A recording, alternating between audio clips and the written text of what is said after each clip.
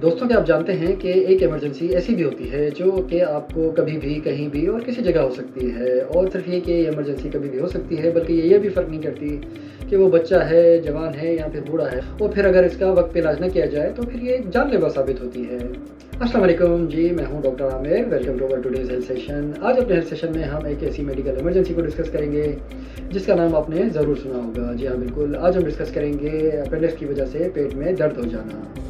तो इससे पहले कि हम लोग अपने सेशन का आगाज़ करें, आप लोगों से रिक्वेस्ट है काइंडली हमारे चैनल को सब्सक्राइब कीजिए ताकि ज़्यादा से ज़्यादा लोग इस अपेंडिक्स के दर्द के हवाले से मालूमात हासिल कर सकें। ओके जी, अब आते हैं अपने टॉपिक की तरफ कि ये अपेंडिक्स का दर्द क्या होता है।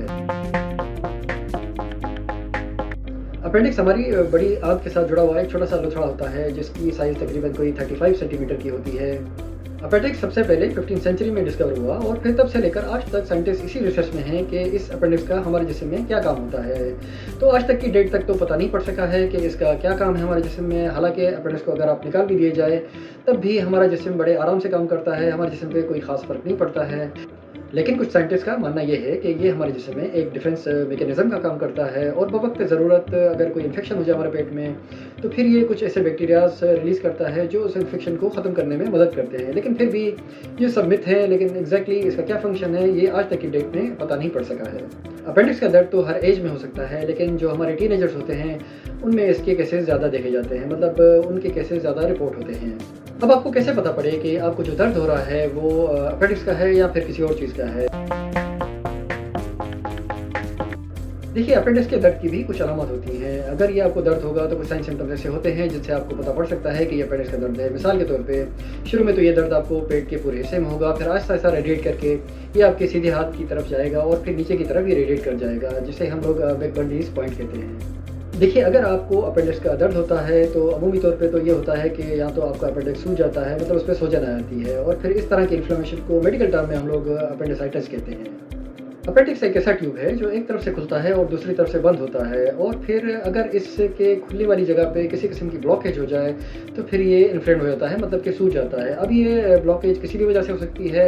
मिसाल के तौर पे आपके जो अगर फीकल है वहाँ से गुजर रहा है, आपका पखाना मिसाल वहाँ से गुजर रहा है, और अगर किसी वजह से वो उसको बंद कर देता है, या फिर अगर कोई आपको बैक्टीरियल इन्फेक्शन हो जाता है या फिर कोई पैथोजेनिक चीज़ें हो जाती हैं जिसकी वजह से इसकी ब्लॉकेज हो जाए तो फिर ये इन्फेक्शन का सबब, मतलब कि सूजन का सबब बन जाता है, और सूजने की वजह से फिर आपके जिस्म में एक दर्द शुरू हो जाएगा जिसे फिर हम लोग अपेंडिसाइटिस भी कहते हैं। इसके अलावा अगर आपको अपेंडिक्स का कोई ट्यूमर है या फिर आंतों की कोई बीमारी है तब भी इसके ब्लॉकेज होने के चांसेस होते हैं, और इसके ब्लॉकेज होने के बाद बैक्टीरिया इसके अंदर चले जाते हैं और जो अंदर जाके फिर एक इन्फेक्शन का सबब बनते हैं, और फिर फाइनली ये हमें अपेंडिक्स के दर्द की सूरत में ज़ाहिर होता है। तो जब भी आपका अपेंडिक्स ब्लॉक हो जाएगा किसी भी वजह से तो फिर ये अपेंडिक्स आपका सूज जाता है, फूल जाता है, और फिर इसमें पस जमा हो जाती है जो कि एक बड़ी ही ख़तरनाक सिचुएशन बन सकती है।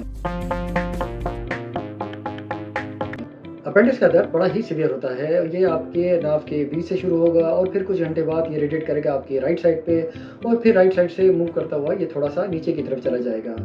इसके अलावा आप महसूस करेंगे कि आप जब चल रहे हैं तो ये दर्द बढ़ रहा है, आपको खांसी आ रही है तब ये दर्द बढ़ रहा है, आपको एक पतली सी सूरत हाल महसूस होगी, आपका पेट फूल जाएगा, आपको हल्का सा बुखार हो सकता है, और फिर आहिस्ता आहिस्ता ये बुखार भी आपका बढ़ जाता है। आपको मोशन या दस्त भी हो सकते हैं, या फिर आपको कॉन्स्टिपेशन या कब्ज़ी भी हो सकती है। इसके अलावा अगर ये दर्द आपको रात को सोते हुए होता है तो ये इतना शदीद होता है कि आप नींद से ही जाग उठेंगे। आपको बार बार पेशाब आ सकता है, और अगर मरीज अपना दायां पैर सीधा करता है तो उसको बड़ा ज़बरदस्त पेन होता है, और ये बड़ी एक टिपिकल साइन होती है इस अपेंडिसाइटिस की।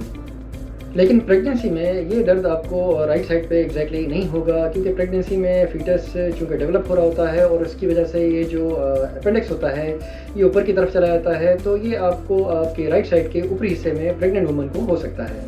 इस अपेंडिसाइटिस को जल्दी ट्रीट करना बड़ा ज़रूरी होता है, क्योंकि अगर आप इसको जल्दी ट्रीट नहीं करेंगे तो ये बस्ट हो सकती है, मतलब फट सकती है, और अगर ये फट जाएगी तो इन्फेक्शन आपके पूरे जिस्म में फैल सकता है, आपके पूरे पेट में फैल सकता है, जिसे मेडिकल टर्म में पेरिटोनाइटिस कहते हैं, जो कि एक जानलेवा साबित हो सकती है।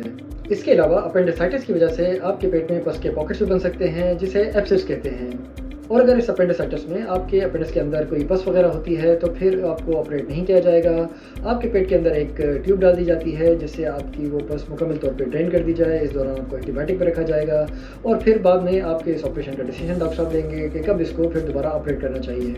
इसके अलावा सोनोग्राफी, अल्ट्रासाउंड से भी आप अपेंडिसाइटिस का पता लगा सकते हैं कि वो रप्चर तो नहीं है, मतलब कि फटा हुआ तो नहीं है, उसके गिर्द कोई पस वगैरह तो नहीं है या फिर कोई लंप वगैरह तो नहीं है। और अगर उसके गिर्द कोई पस है या कोई लंप है तो फिर उस सूरत में आपको एंटीबायोटिक रख दिया जाता है। उसके लिए आपको फ़ौरन ऑपरेट नहीं किया जाता और वो एंटीबायोटिक भी आपको आईवी दी जाएंगी, मतलब आपके नसों के ज़रिए वो एंटीबायोटिक दी जाएंगी 3 से 4 दिन तक, जब तक कि आपकी पस और ये सारी सूरत हाल क्लियर हो जाए। उसके बाद जाके फिर आपको ऑपरेट किया जाएगा। तो उम्मीद है कि अब आपको पता पड़ गया होगा कि अगर आपको खुदा न खास्ता ये दर्द होता है तो फिर ये दर्द अपेंडिसाइटिस का है या किसी और चीज़ का है, और अगर आप उसको वक्त पे ट्रीट न करें तो फिर इसके क्या कॉन्सिक्वेंसेस, क्या नुकसान हो सकते हैं। अब मैं आपको बताता हूँ कि ये अपेंडिक्स का ऑपरेशन किन प्रोसीजर के थ्रू किया जाता है। अपेंडिक्स का ऑपरेशन 2 तरीके से किया जाता है। एक तो होता है ओपन अपेंडिक्टोमी और फिर दूसरा होता है लेप्रोस्कोपिक अपेंडिक्टोमी।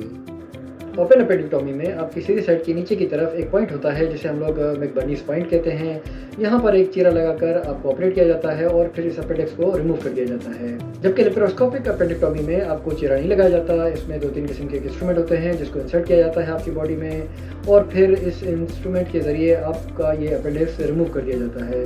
ये आजकल एक मॉडर्न मेथड है। मोस्टली इसी मेथड के ज़रिए इस अपेंडिसाइटिस के केसेस को डील किया जाता है और इस अपेंडिक्स को रिमूव कर दिया जाता है। इस लेप्रोस्कोपिक अपेंडिक्टोमी के जो फ़ायदे होते हैं उसमें एक तो ये होता है कि आपको इसमें दर्द कम होता है, आपको हॉस्पिटल में ज़्यादा स्टे नहीं करना पड़ता है और फिर इसमें इन्फेक्शन होने के चांसेस भी बहुत ही कम होते हैं। लेकिन इन दोनों मेथड में आपको जनरल एनेस्थीसिया दिया जाता है, मतलब कि आपको मुकम्मल तौर पे बेहोश किया जाएगा, तभी ये दोनों में से कोई एक प्रोसीजर किया जाता है। इस ऑपरेशन से पहले आपके डॉक्टर या सर्जन का ये जानना बड़ा ज़रूरी होता है कि आप प्रेग्नेंट तो नहीं हैं, आपको कोई ब्लीडिंग डिसऑर्डर तो नहीं है या फिर आपको कोई ड्रग एलर्जी तो नहीं है। ओपन अपेंडेक्टोमी में आपको 2 से 3 दिन लग सकते हैं हॉस्पिटल में, जबकि इस लेप्रोस्कोपिक अपेंडेक्टोमी में आपको 1 ही दिन लगता है और फिर आपको दूसरे दिन या फिर उसी दिन भी आपको डिस्चार्ज कर दिया जाता है। इस ऑपरेशन के बाद 5 से 7 दिन में आप काफ़ी बेहतर महसूस करेंगे, आप अपनी नॉर्मल लाइफ शुरू कर सकते हैं। लेकिन वज़न उठाना, भागना, जॉगिंग करना और इस तरह की हैवी चीज़ को शुरू करने में आपको कम से कम 1 महीना लग जाता है। लेकिन इस ऑपरेशन के बाद भी अगर आप देखें कि आपको बुखार हो रहा है या फिर ब्लीडिंग हो रही है या फिर कोई बदबूदार किस्म का कोई डिस्चार्ज हो रहा है टाँकों की जगह से, या फिर आप देखें कि टाँकों में दर्द हो रहा है या उल्टी दस्त हो रहे हैं, तो फिर आपको डॉक्टर से फ़ौरन रब्ता करना चाहिए ताकि आप इस सूरत हाल से जितना जल्दी हो सके निकल सकें और अपनी सेहत को बेहतर कर सकें। काफ़ी पेशेंट्स आके पूछते हैं कि डॉक्टर साहब इस अपेंडिक्स के दर्द के हवाले से कोई होम रेमेडी है, कोई घरेलू इलाज है ताकि हम लेते रहें और हमें ये दर्द ना पड़े। तो देखिए इसकी कोई एग्जैक्टली होम रेमेडी तो नहीं है, अलबत्ता कुछ चीज़ें ज़रूर हैं जो आपके इस अपेंडिक्स के दर्द को 50% तक कम ज़रूर कर सकती हैं। उसमें एक तो आप मेथी दाना ले सकते हैं, इसके अलावा पुदीने का इस्तेमाल कर लीजिए, इसके अलावा लस्सी उसका इस्तेमाल ज़रूर कीजिएगा क्योंकि लस्सी में प्रोबायोटिक्स होते हैं जो काफ़ी इन्फेक्शंस के होने के चांसेस को कम कर देते हैं। इसके अलावा गार्लिक या लहसुन कह लें जिसको, उसका इस्तेमाल अगर आप करेंगे तो वो एक एंटी इन्फ्लेमेटरी भी होता है और फिर किसी भी इन्फेक्शन के होने को बहुत ही कम कर देता है। इसके अलावा फ्रेश फ्रूट्स का इस्तेमाल कीजिए, बॉइल्ड वेजिटेबल्स का इस्तेमाल कीजिए या फिर फाइबर रिच फ्रूट्स जो होते हैं उनका इस्तेमाल ज़्यादा कीजिए क्योंकि इनके इस्तेमाल से इस चीज़ के होने के चांसेस बहुत ही कम होते हैं। पानी का इस्तेमाल को बढ़ा दीजिए, कम से कम 2 से 3 लीटर पानी का इस्तेमाल डेली कीजिए। इसके अलावा योगर्ट मतलब कि दही का इस्तेमाल कीजिए जिसमें बहुत ज़बरदस्त किस्म के प्रोबायोटिक्स होते हैं जो किसी भी इन्फेक्शन होने को काफ़ी हद तक रोक लेते हैं।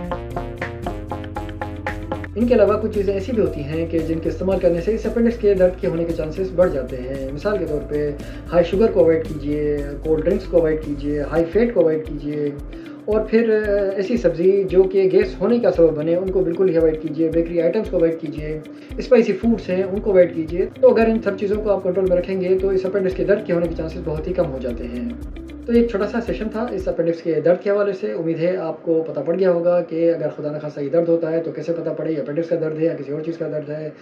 तो अगर आपको हमारी ये वीडियो पसंद आई हो तो इसको अपने ग्रुप में शेयर करना मत भूलिएगा। इंशाल्लाह मिलेंगे अपने किसी नए सेशन में किसी नए टॉपिक के साथ। तब तक के लिए अपना ख्याल कीजिएगा। Take care yourself. अल्लाह हाफिज़।